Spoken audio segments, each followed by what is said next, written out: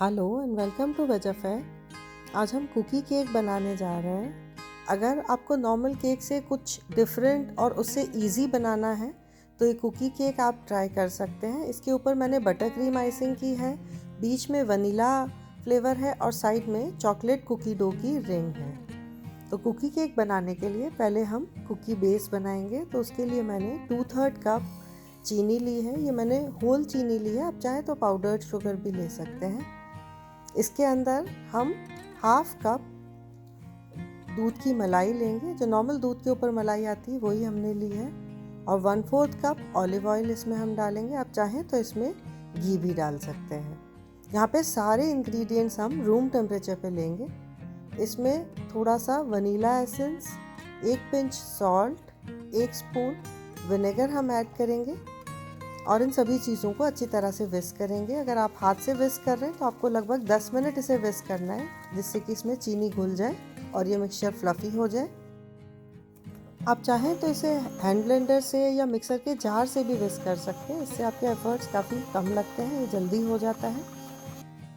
जब मिक्सचर थोड़ा सा फ्लफ़ी हो गया है तो हम इसमें 1.5 कप गेहूँ का आटा डालेंगे। अगर आप रागी फ्लावर, आमंड फ्लावर कुछ और इसमें डालना चाहते हैं तो आप आधा गेहूं का आटा ले लीजिए और बाकी आधी क्वांटिटी को आप किसी भी दूसरे फ्लावर से रिप्लेस कर सकते हैं। इसके साथ में आप इसमें 1 स्पून बेकिंग पाउडर और आधा स्पून बेकिंग सोडा डाल दीजिए और इसे आप छान लीजिए। अगर आपको चॉकलेट कुकी बनानी है तो आप इसमें 2 से 3 स्पून गेहूं के आटे को अनस्वीटेंड कोकोआ पाउडर से भी रिप्लेस कर सकते हैं।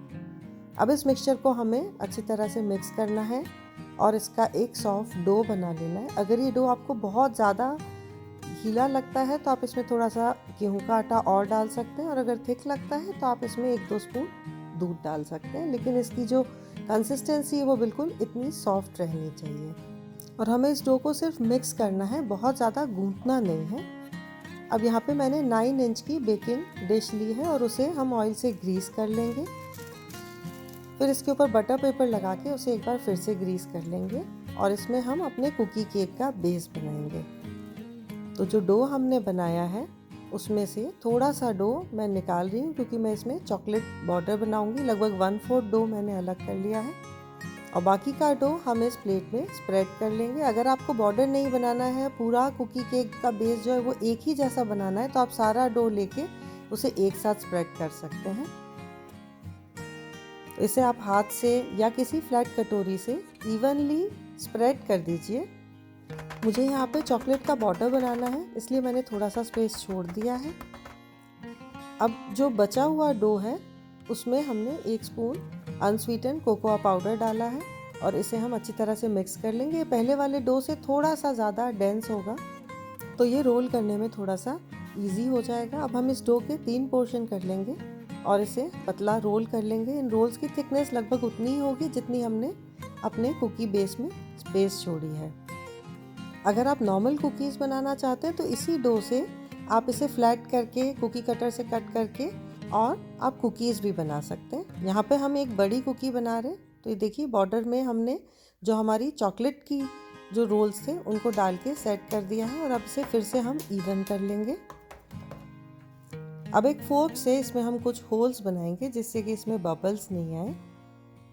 यहाँ जो पैटर्न है आप अपनी चॉइस से किसी भी तरह का बना सकते हैं। अगर आपको कोई मैसेज लिखना है तो भी आप इस पर होल करके लिख सकते हैं। मैंने ओवन को प्री हीट कर लिया है। 20 मिनट्स के लिए 180 डिग्री पे लो रैक पे हम इसे बेक करेंगे और तब तक हम इसके लिए बटर क्रीम आइसिंग बना लेते हैं। तो यहाँ पे मैंने अनसॉल्टेड अमूल बटर लिया है। 200 ग्राम्स बटर को छोटे छोटे पीसेस में चॉप करके रूम टेम्परेचर पे रख रखा है। तो इसे मैं स्टैंड मिक्सर में डाल रही हूँ और इसे बीट कर रही हूँ। आप चाहे तो हैंड विस्क से भी कर सकते हैं, लेकिन उसमें आपको टाइम बहुत लगेगा। स्टैंड मिक्सर में थोड़ा जल्दी हो जाएगा। ये देखिए हमारा जो बटर है वो एकदम फ्लफ़ी हो गया है, वॉल्यूम में बढ़ गया है और इसका कलर भी एकदम वाइट हो गया है। तो हमारा बटर अब बीट हो गया है। इसमें हमें आइसिंग शुगर डालनी है। मैं यहाँ पे आइसिंग शुगर घर पे ही बना रही हूँ। तो यहाँ पे जितना हमने बटर लिया है उसकी डबल हम चीनी लेंगे और 1 स्पून कॉर्नफ्लोर लिया है और इसे अब हम ग्राइंड करेंगे तो यहाँ पे हमें इसे जितना बारीक ग्राइंड कर सकते हैं उतना बारीक हमें ग्राइंड करना है। मैदे जैसा बिल्कुल इसे हमें बना लेना है। ये देखिए ये बिल्कुल ही बारीक है और इसे अब 1 स्पून एट अ टाइम करके हमें जो हमने बटर बीट किया था उसमें ऐड करके जाना है। इसमें थोड़ा सा हमने वनीला एसेंस भी डाला है और इसे लगभग 5 से 7 मिनट तक हमें विस्क करना है। और इसमें स्टिफ पीक्स आने लगी हैं, आप देख सकते हैं। तो हमारी बटर क्रीम आइसिंग बनके तैयार है। इसे मैंने 2 बोल्स में ले लिया है, एक में येलो कलर डाला है, एक में पिंक और ब्लू कलर डाल के पर्पल कलर बना लिया है। इन्हें हम मिक्स कर लेंगे और हमारी आइसिंग बनके तैयार है। अगर आप बटर क्रीम आइसिंग नहीं करना चाहते हैं तो आप चॉकलेट सॉस से, जैम से या किसी भी और चीज़ से अपने कुकी केक को डेकोरेट कर सकते हैं। यहाँ पे जो हमारा कुकी बेस है वो भी अब बेक हो चुका है। अभी ये सॉफ्ट है, ठंडा होने के बाद ये थोड़ा सा फर्म हो जाएगा।